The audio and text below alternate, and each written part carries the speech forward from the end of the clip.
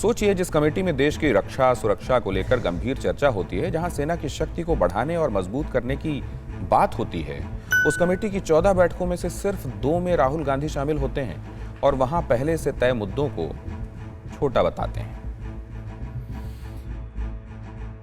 एक बार यह मान भी लिया जाए कि जो मुद्दे उठाए गए वो गंभीर नहीं थे, लेकिन क्या राहुल गांधी जिन 2 मीटिंग्स में शामिल हुए उसमें उन्होंने सेना से जुड़ी बड़ी और गंभीर बात की? ऐसा लगता नहीं है, क्योंकि इससे पहले भी राहुल गांधी न सिर्फ स्टैंडिंग कमेटी की बैठक में बल्कि पिछले 1 साल में अलग अलग कमेटी की टूर में भी शामिल नहीं हुए। LAC पर चीन से झड़प के बाद चाइना कमेटी के सदस्य सिक्किम के तवांग समेत कई अहम जगहों पर गए, लेकिन राहुल गांधी इस टूर में शामिल नहीं थे। ऐसे में राहुल गांधी का वॉकआउट सेना को लेकर संवेदनशील कम और सियासी ज्यादा लगता है। कमेटी की बैठक को लेकर गंभीर आरोप लगाने वाले राहुल गांधी शायद इस बात से अनजान हैं कि स्टैंडिंग कमेटी में यूनिफॉर्म को लेकर चर्चा इस वजह से हो रही थी कि आतंकवादी सेना की वर्दी का गलत इस्तेमाल करते हैं और सेना की वर्दी पहनकर हमलों को अंजाम देते हैं। काश राहुल गांधी ये समझ पाते, लेकिन कांग्रेस के नेता अभी भी राहुल गांधी की सोच पर पर्दा डालने में लगे हैं।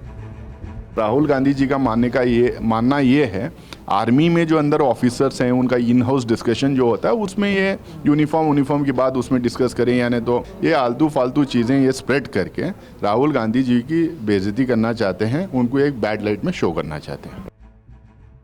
राहुल गांधी और उनके सांसदों को सेना की यूनिफॉर्म भले ही यूनिफॉर्म लगे, आलतू फालतू लगे, देश के लिए छोटा मुद्दा लगे, लेकिन ऐसे हालात में हमें CDS जनरल बिपिन रावत की नसीहत हमेशा याद रखनी चाहिए। The military should somehow be kept out of politics. You know, of late we've been seeing that politicization of the military has been taking place. I think we operate in a very secular environment. We have a very vibrant democracy where the military should stay far away from the polity. And in that aspect, whenever an issue of linking any military establishment or a military person with the political entity comes in, I think that is best avoided.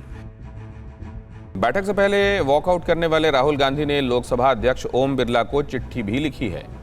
Rahul Gandhi ने बैठक में बोलने का मौका न देने को गैर लोकतांत्रिक और अधिकारों का हनन बताया है, लेकिन राहुल गांधी इस चिट्ठी में सेना की वर्दी को छोटा मुद्दा बताना भूल गए। खैर, राहुल गांधी पहले भी अपने ट्वीट में चीन के साथ लद्दाख सीमा पर जारी विवाद को उठाते रहे हैं और प्रधानमंत्री नरेंद्र मोदी पर आक्रामक अंदाज में निशाना साधते आए हैं। हालांकि राजनीति में शह और मात का यह खेल चलता है, लेकिन इसमें सेना को शामिल करना देश की एकता और अखंडता के लिए खतरनाक है। राहुल गांधी नहीं, हर राजनेता को इससे बचने की जरूरत है। परवाह देश की, सोमवार से शुक्रवार रात 10 बजे TV9 भारतवर्ष पर।